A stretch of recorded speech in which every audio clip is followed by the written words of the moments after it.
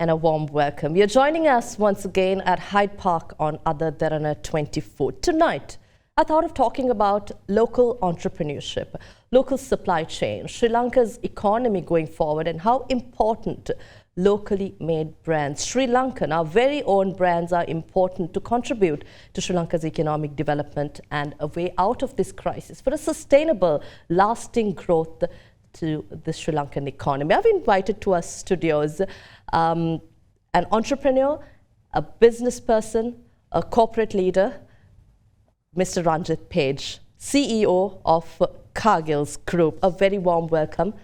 Ayubowan. Ayubowan. Thank you very much for inviting me. It's great to have you here. I think the reason I wanted to talk to you, Mr. Page, is especially because I've heard you say your group of companies, your venture will complete 200 years in 20 years, and you're very particular about talking about where Sri Lanka should be in 20 years when you and your business completes 200 years.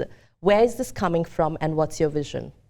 Okay, always it's about Sri Lanka than about the company or myself or anyone, because I always said that the opportunity was given by the country, and as we are at actually another 22 years, will be 200 years, but not looking at Cargills, what we will be doing in 200 when we celebrate 200 years. But I tell my colleagues and keep reminding myself, what would Sri Lanka look when we celebrate 200 years? Because the business model is such that it's not about a business as usual. Mm-hmm. It's a business which is touching various people across the country. And being an old company which was set up by foreigners and then became Sri Lankan, and now more or less 100% owned by Sri Lankans, we felt that the only way we could make a difference is be focused on the country than focus on the shareholder. And we believe that the shareholder returns will be there as long as there is contribution towards the country. So it's about creating value, building communities, and then making a sustainable business model. Mm-hmm.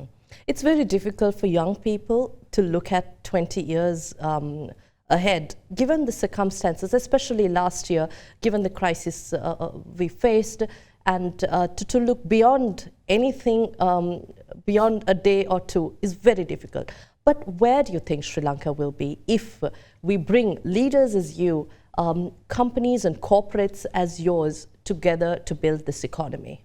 It's a very good question, because when we really started the journey at Cargills, it's not that 178 years ago that we opened the first supermarket in this country. It was 1983, and it was just after the civil commotion which we had, and which resulted in an endless conflict or war for 30 years.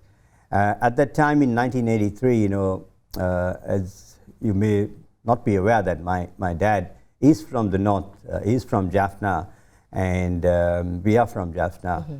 And so we had some complications, some challenges, but we did not leave the country and go away. We believe that there is a purpose that we were born in Sri Lanka, and we continue keep investing.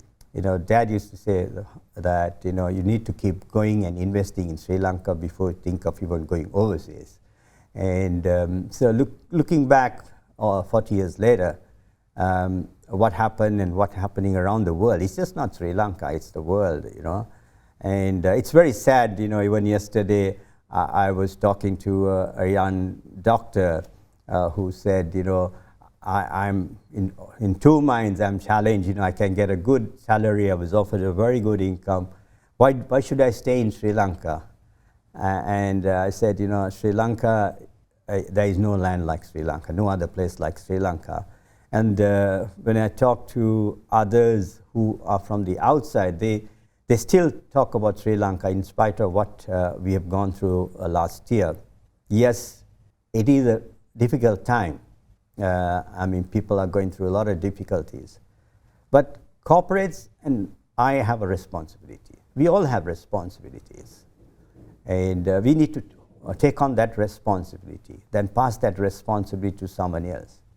So in the company, I keep plugging the need to understand what is needed today than what others are doing.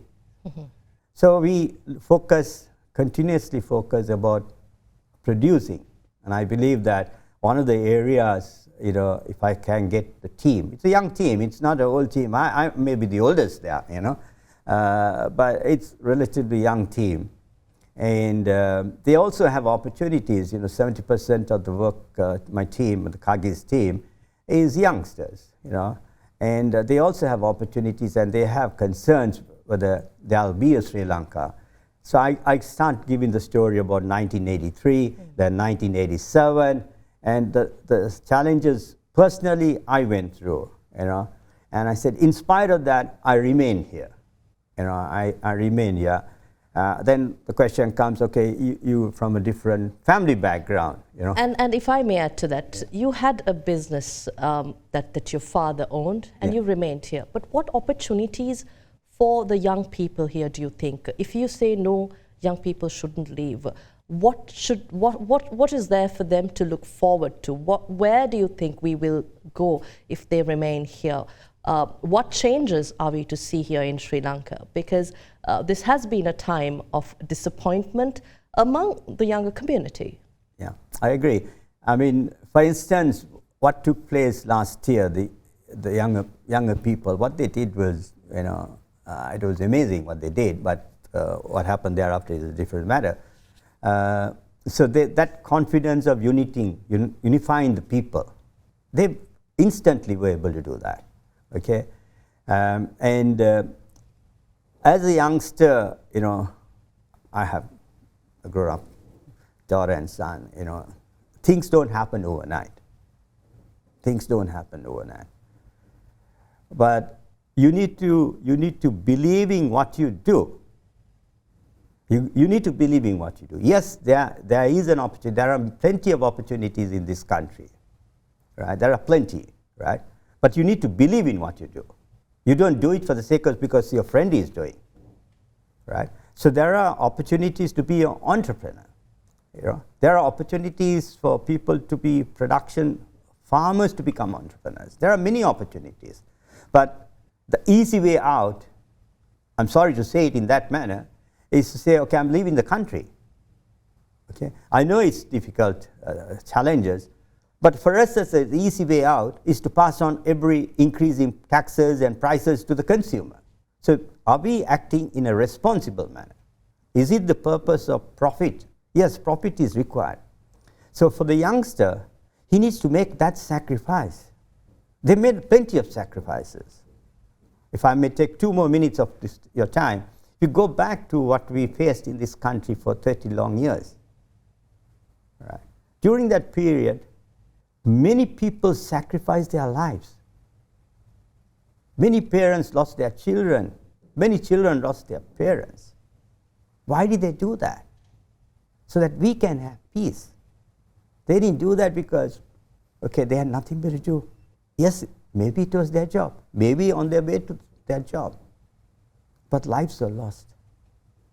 So that we have peace. So we need to make some sacrifices at this time. But 10 years on, we've failed to make the most out of those sacrifices. Where did we go wrong, in your opinion? You've been doing business, you've been dealing with governments after government, working with bureaucrats and other officials. Is it something to do with the politicians? We've been blaming the system, calling for a system change. But where did we go wrong? You see, I will talk about myself, then point fingers at others, right? And I believe that in an organization or in a family, unity is the most important thing, right? I believe, and I work hard at that. Okay? And if I am unable to unify the organization, the different people youngsters and others who come from different communities and religions, if I'm unable to unify that, the organization with one purpose, then I have failed. But I believe today I've come to where I am, and the company is where it is, because the company believes in unifying people. The company believes in focusing, and the company believes in listening bottom up. So this is something, I said it in a different way to answer your question, right? But you don't like to blame politicians. I mean, I think the blame starts with me. I have a single vote. Have I used it wisely? Did I tell others to vote for the person I believe in? That's their choice, right? But now, having seen what has happened, as we are about to celebrate 75 years, I've seen what has happened. Are we going to still do the blame game? Time is short. You just have 24 hours. You can't reduce these 24 hours. You don't know when you are going. So you got to, I believe that unity and focus is the most important thing. Mm-hmm. I read a little about how you've transformed your business too. I'd like to speak about your father later on.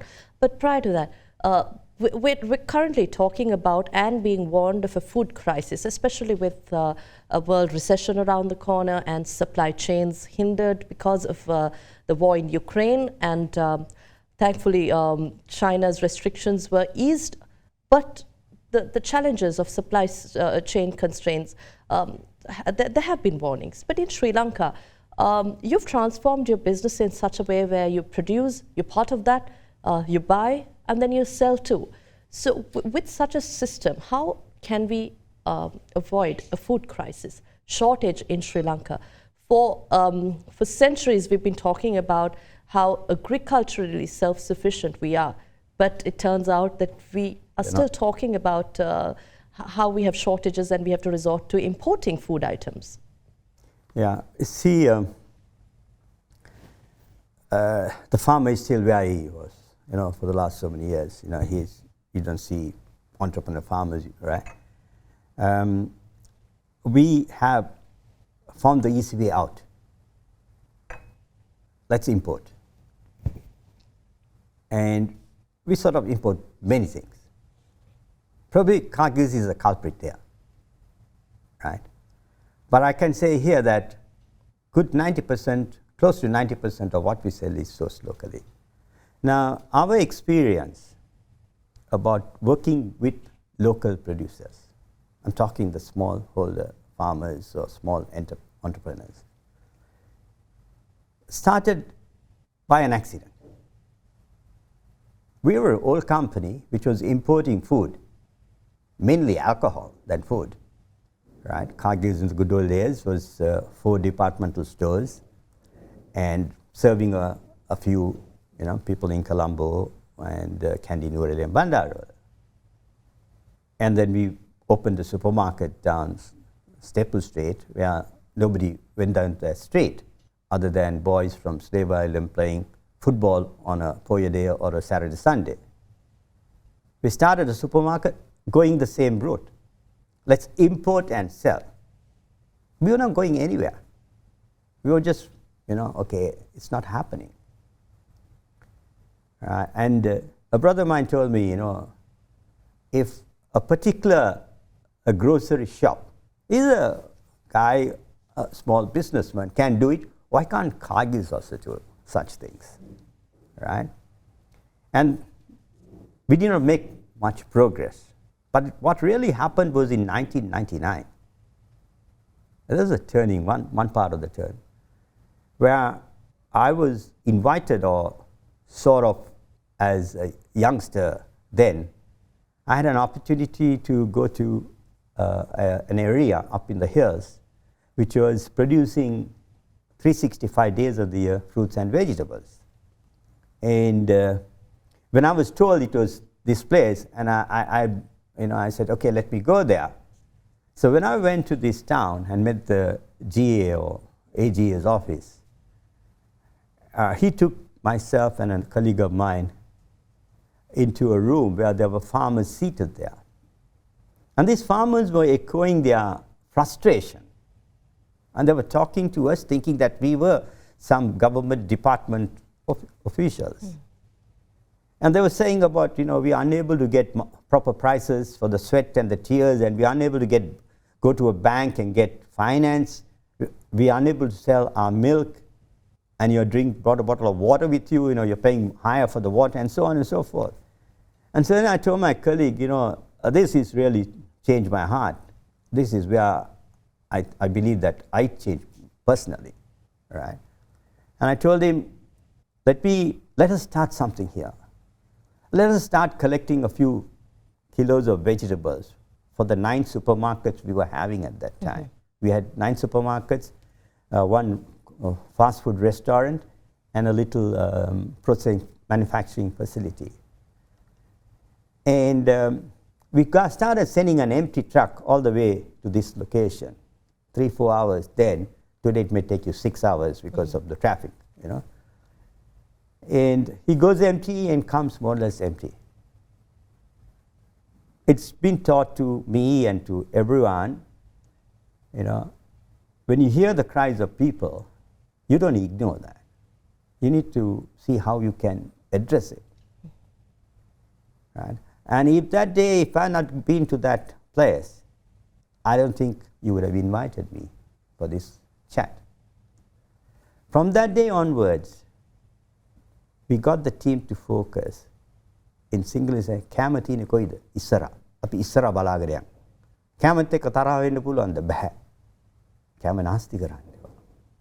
And that is the little step-by-step journey we took forward by getting everyone to look at saving on wastage, improving the quality of the production, and building over 20,000 farmers today who are dependent from what we buy from them so that we can process it, add value, and sell it to 50,000 other retailers. So if Sri Lanka looks and says, okay, we have a world situation, prices are going up, and that's what the various leaders are saying. Countries should produce their own food.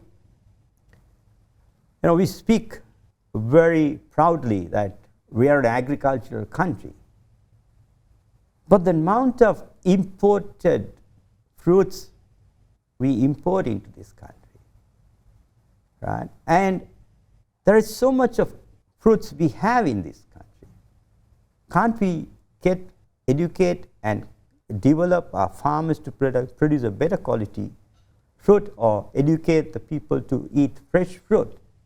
You work with these farmers, you travel across the country, you go to them, you work with them. So what is the challenge here? Is it technology? Is it the seed technology that we're missing? Is it good soil? Because we boast about how fertile our soil is. Or is it water supply? What's really missing here? Well, I think number one is the confidence between the producer and the buyer. And so what we have seen in the last now 30 years or 24 years since we started this, what we have seen is that the farmers they're mature, they know what needs to be done, but they need to be told that they need to improve productivity, right? And improving productivity is not just adding more chemicals or fertilizer, And we sort of took on the responsibility here not too long ago of even exposing our farmers to go overseas and see how production is done, how many people per acre are required than the 10 or 20 we have here, how to get a better quality produce. This is not rocket science. These are individual farmers. None of these lands are owned by your company. No, we don't own any land as such as farms. But we work with individual farms. Private farms. And then you help them produce? Is that? Yeah. So now today we go a few steps more. We not only give them the market we also buy what they produce and we add value through our factories. We have 7 large factories in the country. I believe one of the largest locally sourced food producers in the country, because 70% of what we manufacture comes from local production. So more than that, we have field officers, and then we have a bank.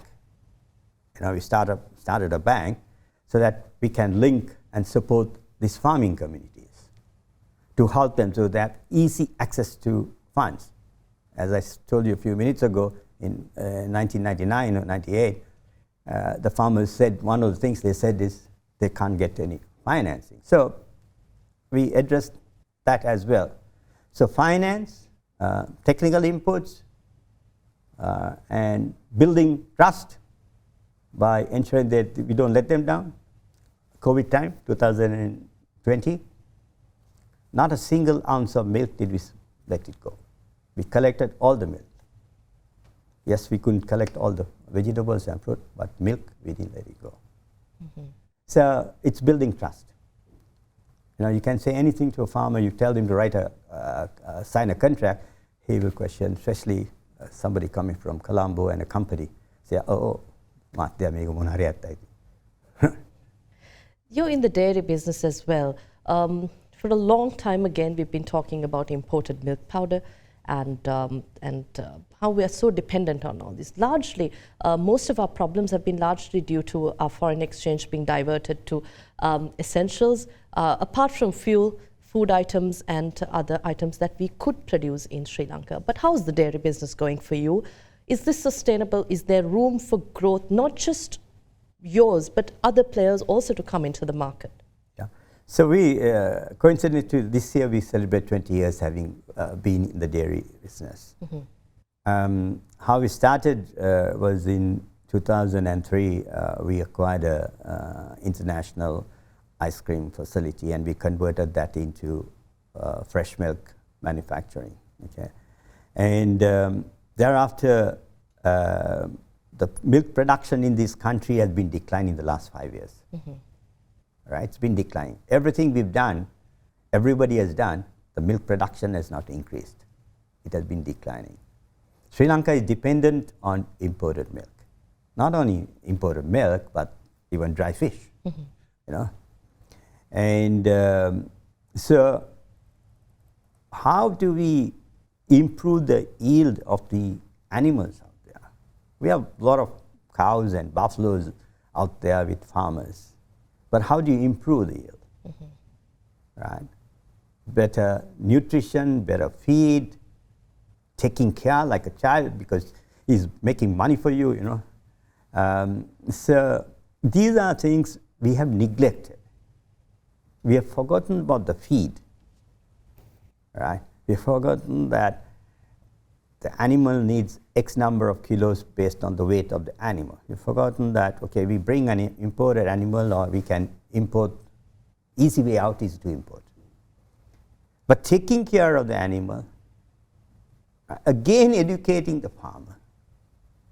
And I believe that one of the best things Sri Lanka can do is to learn from someone who has been very successful in this, in a similar climate. Where did you get the know-how and technology transferred to Sri Lanka?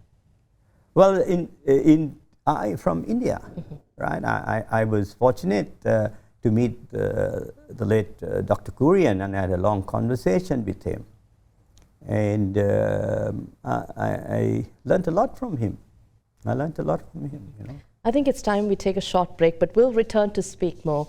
We're in conversation with the Chief Executive Officer of Cargills Group, Mr. Ranjit Page. To stay with us, we'll return after this.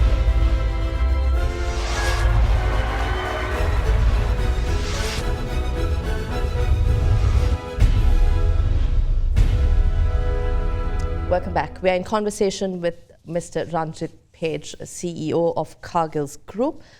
We were talking about food and protecting farmers, how you work to build trust with farmers, the farmer community who are affected for a long period of time with their produce, not having a marketplace for their produce. But at the same time, we're talking about affordability, of price affordability for consumers. Food inflation has skyrocketed, and prices are unbearable to the general public given these economic circumstances. So how can corporates and businesses that are in the food and agriculture industry contribute to easing the pressures that you put on the public at a time when taxes are also hitting it hard?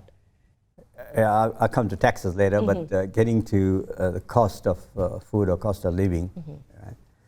If you look at our vision mission statement, and this is going back long years, we speak about cost of living there, that we want to work towards reducing the cost of living there and passing on the increases to the consumer. But sadly, in the last year, there were certain increases we couldn't absorb, and we had to pass it because of various petrol costs, electricity costs, and so on. But let me tell you today, the team is looking at absorbing any increases moving forward unless we are unable to do that. That doesn't mean that we have huge margins. So as an individual, if I take myself, I believe that I'm consuming less fuel than I used to previously. I never checked how much fuel then, but today I'm checking, right? Because it has gone up substantial, twofold, right, or three. Okay. So individually, we are now started looking at our productivity, our savings, because we have been having that habit of spending and spending and spending. I'm talking about myself here, right?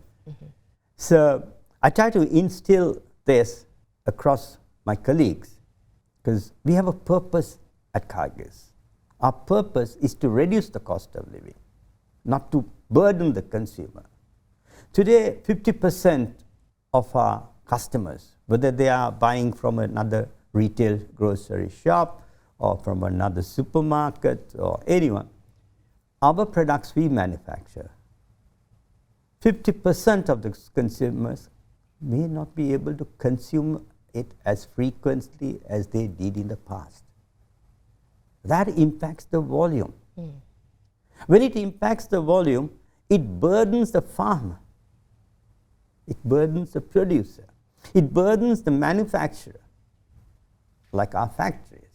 So we have to look internal about reducing and looking at efficiency throughout. We have to monitor this.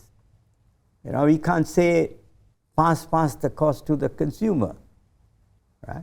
Now the consumer today, his purse has shrunk with taxes. I mean, it's really gone out of hand. It's sad to say that there are so many food kitchens around, and I've seen some videos recently. When you look at the audience there, I would think they can't afford to have a meal.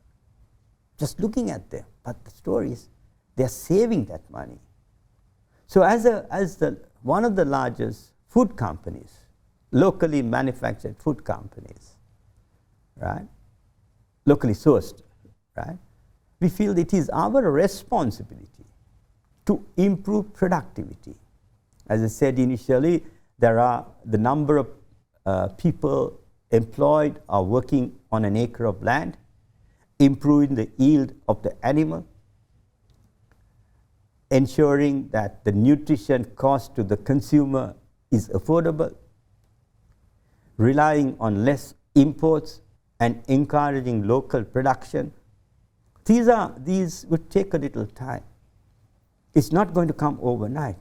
But we have to believe that together we can and we will. But let's not waste food. And important, let's not waste time. Time is precious. And food is also precious. I tell my colleagues, if you waste food in an organization, for me it's a criminal offense today, because of the people I saw on that video.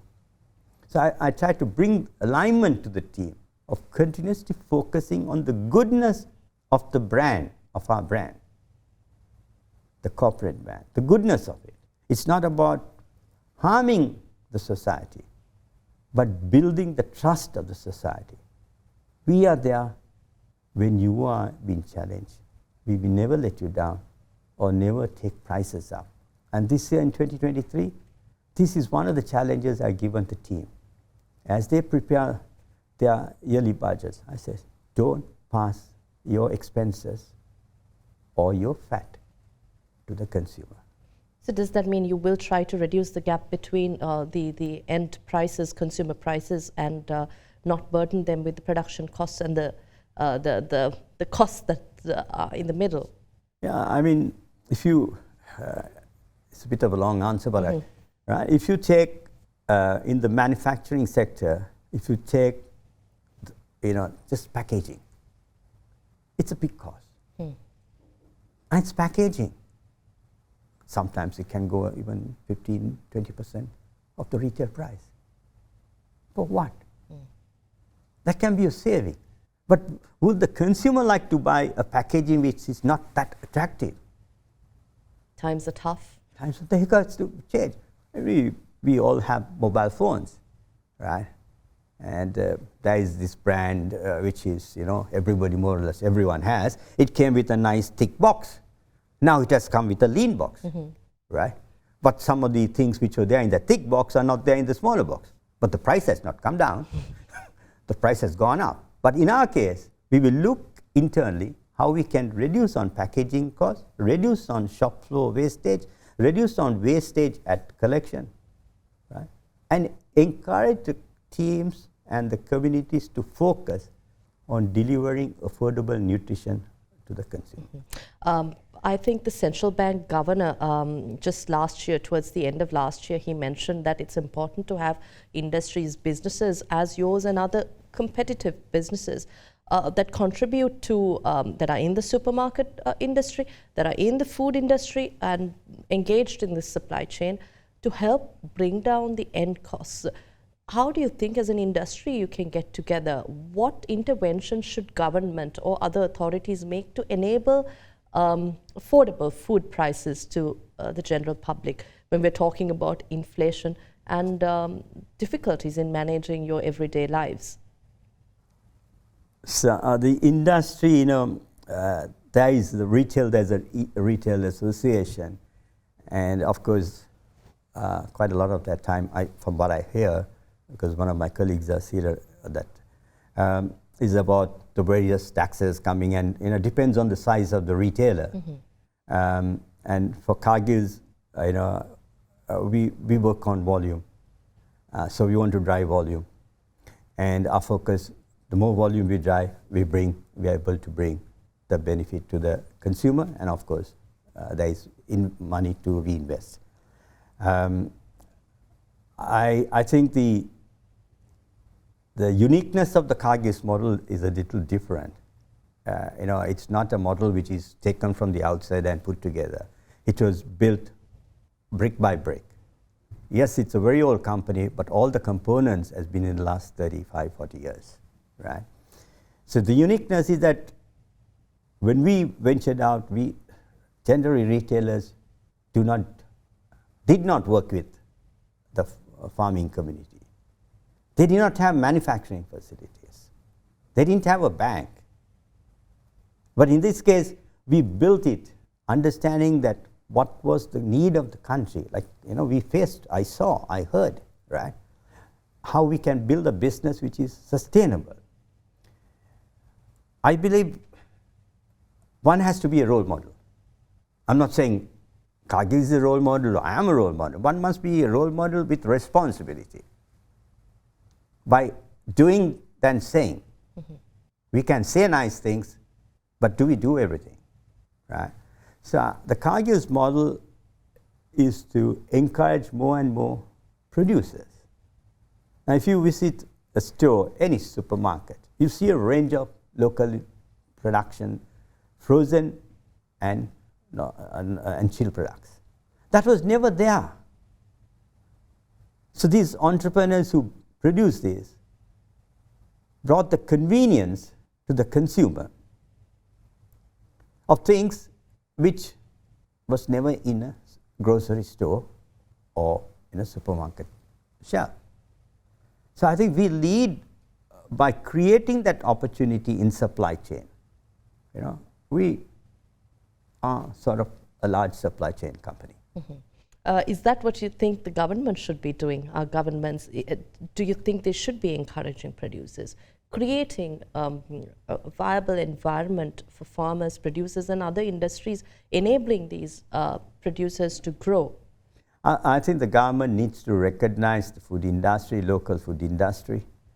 The government needs to have certain strategic acts in parliament so that the consumer, not the consumer, the producer, the farmer is protected on one side, and the investor on the other side knows, okay, I can put, these are large investments.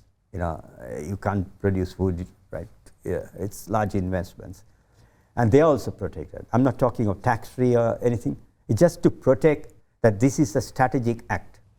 This is the need of the country. The country needs to be developed in food production.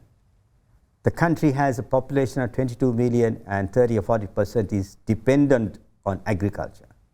Now, how do we build their livelihoods? In order to do that, the government needs to have the policy framework, and it should be an act of parliament to encourage on food security and nutrition.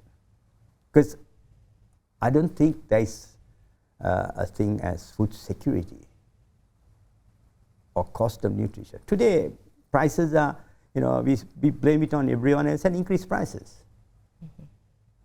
You speak of a strategic act, Mr. Page. What fundamentals would you like such an act to address, and what challenges in the industry would you want the government to look at and respond to immediately as we speak about food insecurity, whether it's the FAO, UN or World Bank? They warn of food insecurity. Yeah, I can have a long list, but what is very important, you see, governments come and go, okay? And in Sri Lanka, the most spoken about before, not now, not just now, but past, is about cost of living. And it's about the farmer. So when you talk about cost of living, they find probably, oh, suddenly there is a excess production in a particular country. And they find, okay, let's import that and give it to the consumer. Oh, well, that's important. I'm not saying no.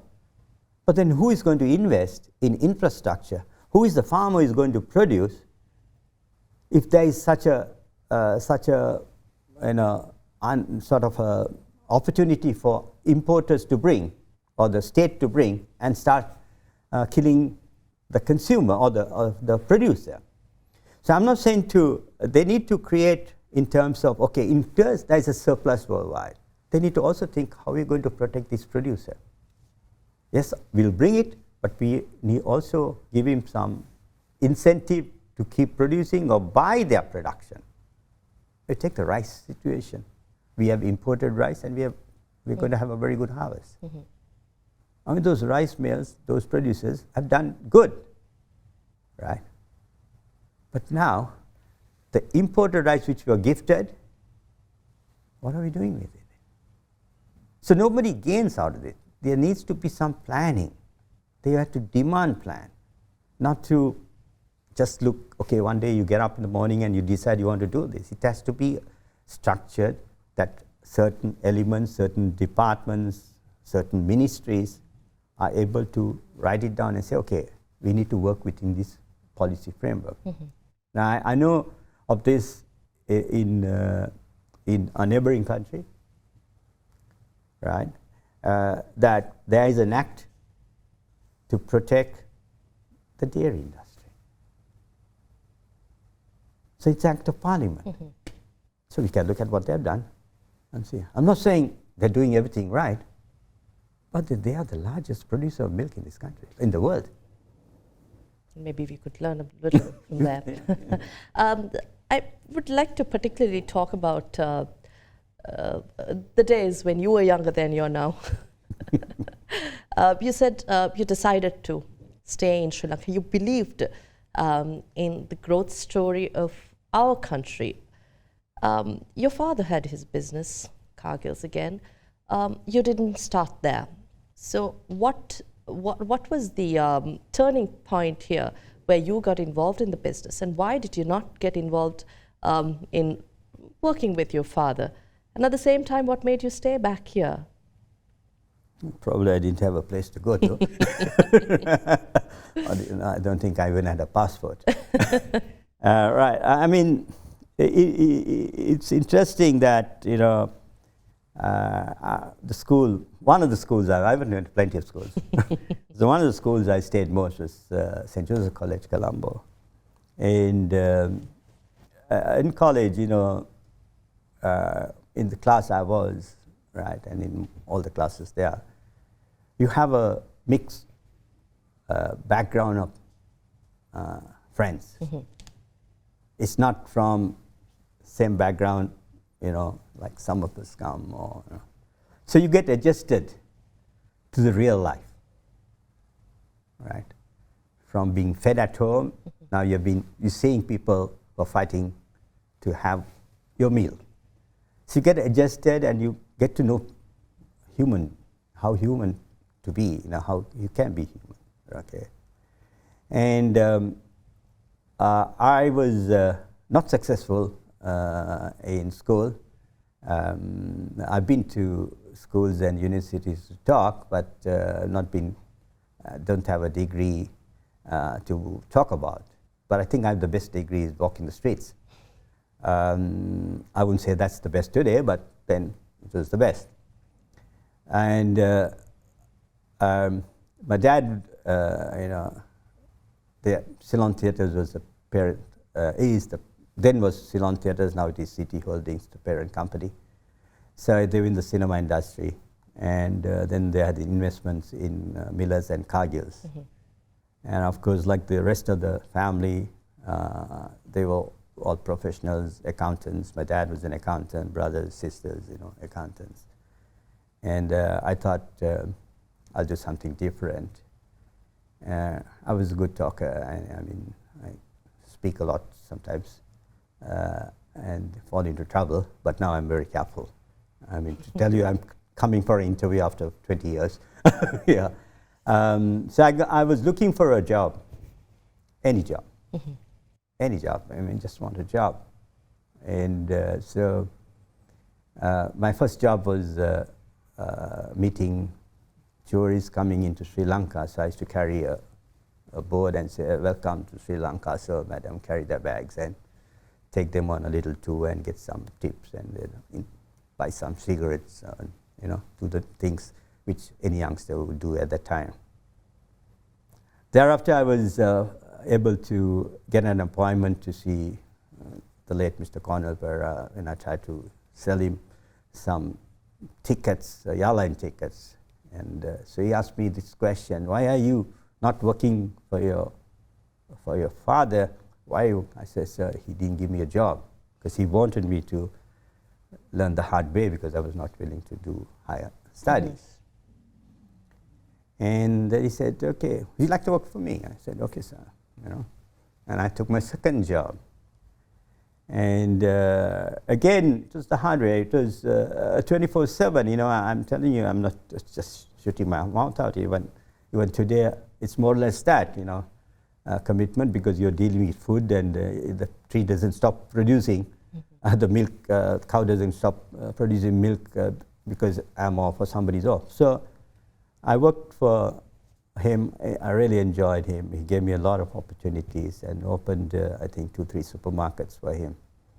And then after that, my father said, would you like to come and work for us? So I think one of my brothers spoke to him, and then I went and told him. I said, and he told me, if I were you, I will join my father. And I thanked him very much. And I came to Cargills. And Cargills at those days in 1982, they had 4 departmental stores and 300 colleagues from, you know, different backgrounds, and quite stiff and starchy, so I had to find the hard way to become friendly with them. And so that ensured that I followed the rules. The rules were not broken just because I am so-and-so as the chairman's son. So clocking in, clocking out, having a meal with meals with what is being provided. And I remember one day when he told me to have the meal with the rest of the colleagues, I opened this butt packet and I was eating, and then I put the stones from the rice out, and the next table, hetindala ve kama hariyai. So these are learnings, these are learnings, and I think maybe he had a plan for me, and I'm walking that plan today. So you did mention that you have the Jaffna connection as well, and the southern connection here. We've been talking about reconciliation, how we have to bring our communities together. But here you are doing business here with the entire country. But how do you think we address the question of reconciliation? Have we really missed that people-to-people contact and the essential ingredients of getting the communities together? I think, it's very important even at this late stage. I think respect, recognition is so important. Even for me, when I get communication personally from, I can't read it. It's not in English, neither I can read Tamil. I can't read Sinhala. So I think just imagine someone who receives it, who can't read it. Those days, we used to have these gatherings when we started building the company, 500,000, 2,000, we used to have gatherings. I used to have a translator to communicate what I was saying in English to speak it out there in Sinhala. I know it's not the same going from the heart. So imagine somebody reading this and has to get a translator. So that's the beginning of, okay, I'm in Sri Lanka and I receive a document and I can't understand this. So I get someone to read it. So I feel this is one of it, right? The next is, I think we have this identity problem. I know. I don't say I'm from the, I'm a Tamil or married to a lady from the south, I say I'm Sri Lankan. Because when I go overseas, I'm a Sri Lankan. The passport says Sri Lankan. Passport doesn't say Jaffna Tamil or whatever. The passport says Sri Lankan. We must be proud to be identified Sri Lankans. How do you build that? How do we build that? You have to start little by little. There are so many discussions going on for the last 30 years or 40 years. We're going to do this and we're going to do that. But the simple things, if you don't address the simple things, equal, give an opportunity to, you go, not many times I've not gone to a police station. But I'm asked, okay, am I, I said, I'm from Sri Lanka, I'm Sri Lankan, right? I feel a bit hurt when somebody asks me, am I A or B or for the north or south or east or west? But I say, I'm Sri Lanka. So I need to be identified as a Sri Lankan. My identity card says I'm a Sri Lankan. You don't need to ask me further from where I am is fine, my residence. But you ask me, who's my father, where is he born or what, these are simple things. This is, in the company, I work very hard and passionately to identify everybody with respect and say, you are Sri Lankan. You are not A, B, C or whatever. You are Sri Lankan. I wish I had more time to talk to you, but this is all the time. Where does your family name Page come from? Oh, that's that's an interest. It's certainly not from Jaffna, but my father, my great-great-grandfather they are Hindus, and they were Hindus, and they were, you know, the American missionaries were here in the good old days, and they were converted to Catholics, Anglicans, yeah, and then they were given a choice of names, and this is something very interesting, because when they were given the choice of names, you know, the names was, one was Page and other was Poor. Imagine Ranjit Poor. So that's how the name Page came. Thank you very much for your time here. Thank you. Thank you very much for inviting me. We had with us the Chief Executive Officer of Cargills Group, Mr. Ranjit Page, talking to us. We've been discussing local entrepreneurship, local production, local supply chain, and how the Sri Lankan economy can go beyond 2040, looking at long-term growth and prosperity. We'll see you again next week at the same time with yet another discussion. Do stay with us.